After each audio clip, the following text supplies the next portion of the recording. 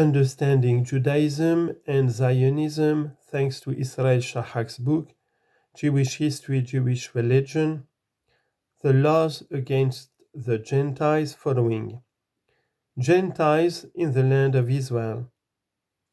In addition to the general anti-Gentile laws, the Halakha has special laws against Gentiles who live in the land of Israel, Eretz Israel, or in some cases merely pass through it.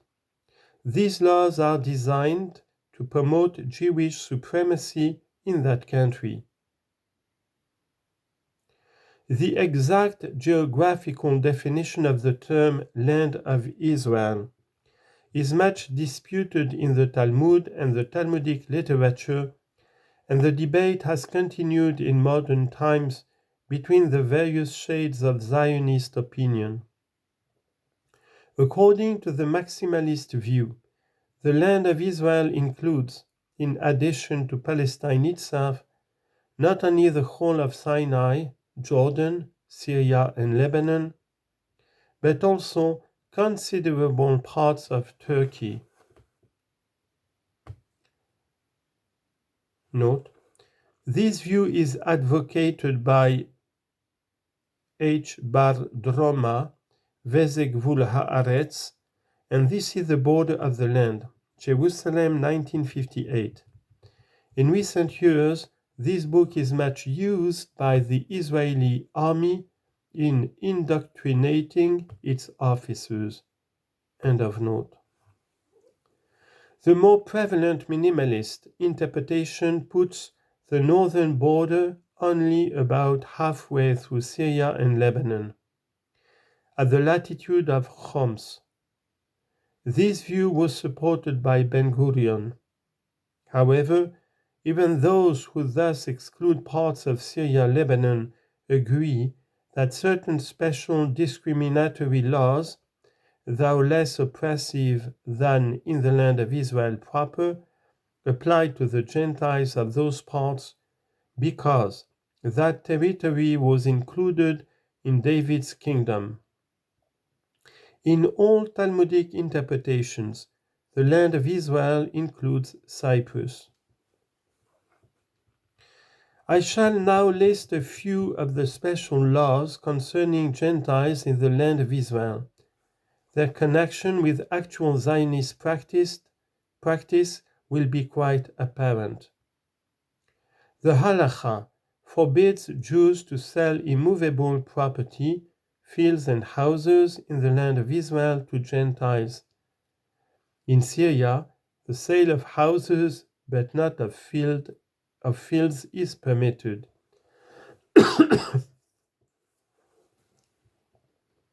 Leasing a house in the land of Israel to a Gentile is permitted under two conditions. First, that the house shall not be used for habitation but for other purposes such as storage. Second, that 3 or more adjoining houses shall not be so leased. These and several other rules are explained as follows. Quote, so that you shall not allow them to camp on the ground, for if they do not possess land, their sojourn there will be temporary. Note, Maimonides, Opus cited, Idolatry 10, 3-4. End of note. Even temporary Gentile presence may only be tolerated when the Jews are in exile or when the Gentiles are more powerful than the Jews, but, quote, when the Jews are more powerful than the Gentiles, we are forbidden to let an idolater among us. Even a temporary resident or itinerant trader shall not be allowed to pass through our land unless he accepts the 7 Noahide precepts. Note, same as before. For it is written, they shall not dwell in thy land. Deuteronomy chapter 20 verse 16. that is, not even temporarily. If he accepts the 7 Noahide precepts, he becomes a resident alien, in Hebrew ger toshav. But it is forbidden to grant the status of resident alien except at times when the Jubilee is held, that is, when the temple stands and sacrifices are offered. However, during times when Jubilees are not held, it is forbidden to accept anyone who is not a full convert to Judaism, in Hebrew ger tzedek.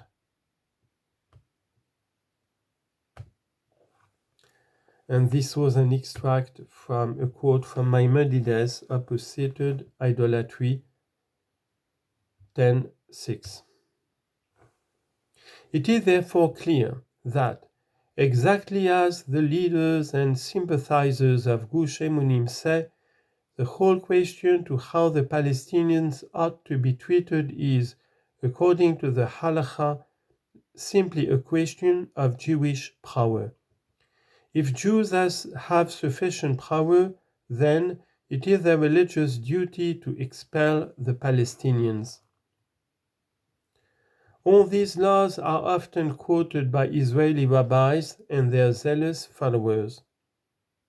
For example, the law forbidding the lease of 3 adjoining houses to Gentiles was solemnly quoted by a rabbinical conference held in 1979 to discuss the Camp David treaties. The conference also declared that, according to the Halakha, even the autonomy that Begin was ready to offer to the Palestinians is too liberal. Such pronouncements, which do in fact state correctly the position of the Halakha, are rarely contested by the Zionist left.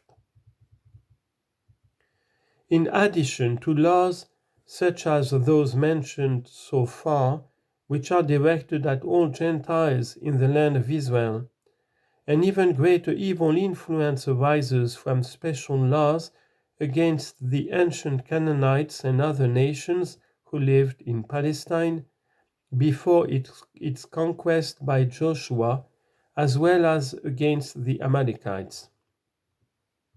All those nations must be utterly exterminated, and the Talmud and Talmudic literature reiterate the genocidal biblical exhortations with even greater vehemence. Influential rabbis who have a considerable following among Israeli army officers identify the Palestinians, or even all Arabs, with those ancient nations, so that commands like "Thou shalt save alive nothing that breatheth," Deuteronomy chapter 20 verse 16, acquire a tropical meaning. In fact, it is not uncommon for reserve soldiers called up to do a tour of duty in the Gaza Strip to be given an educational lecture in which they are told that the Palestinians of Gaza are like the Amalekites. Biblical verses exhorting to genocide of the Midianites. Numbers chapter 31 verse 13 to 20. Note in particular the verse 17. Now therefore kill every male among the little ones, and kill every woman that hath known man by lying with him. End of quote and end of note. Were solemnly quoted by an important Israeli rabbi in justification of the Qibiyah massacre. Note, Rabbi Shaul Yisraeli, Takrit Qibiyah Le'or Halakha, the Qibiyah incident in the light of the Halakha, in HaTorah Hammadina, Volume 5, 1953-54. End of note. And this pronouncement has gained wide circulation in the Israeli army. There are many similar examples of bloodthirsty rabbinical pronouncements against the Palestinians based on these laws.